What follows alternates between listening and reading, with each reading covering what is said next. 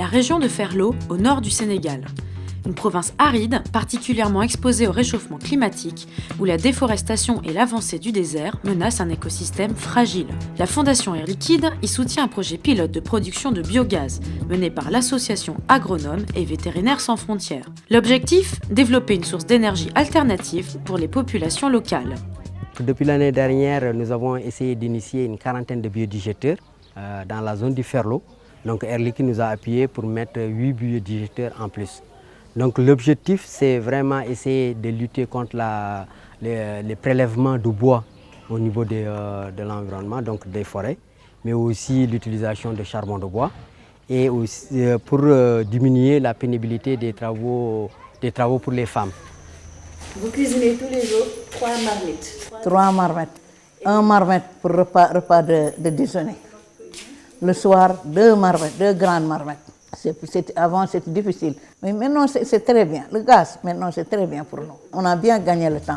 Pour produire le gaz, on alimente les biodigesteurs avec les déjections des animaux d'élevage. Une solution simple qui permet de préserver les ressources naturelles.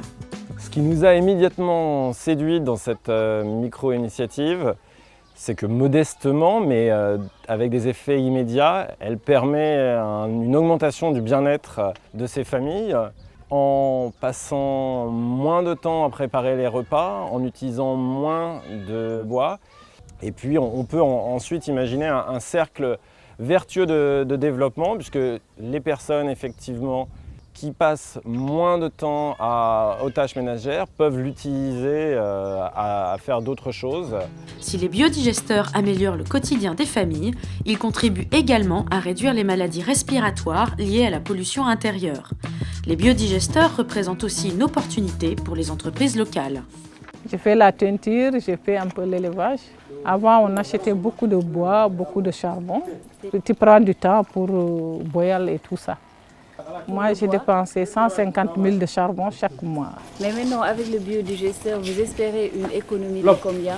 De 50 pour le début. Pour le début, parce qu'on vient de commencer. Et à la suite, peut-être 0. De ne pas acheter le charbon. Aujourd'hui, en termes aussi de bénéfices monétaires, donc ça fait des rentrées d'argent, ça fait économiser de l'argent. Et en plus de ça, ça a permis à des familles d'avoir la lumière, donc les enfants pouvaient venir le soir étudier les leçons avec une ampoule qui était allumée. Donc voilà, tout de suite, de bouche à oreille, l'information est passée au niveau de plusieurs familles paysannes. Donc aujourd'hui, nous sommes vraiment envahis par des demandes.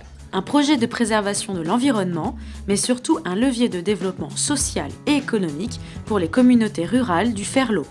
Une expérience qui fonctionne, une expérience qui attire les personnes environnantes, qui fait parler d'elle et qui donne envie d'aller plus loin pour développer cette expérience et installer encore plus de biodigesteurs dans la région de Richard Toll.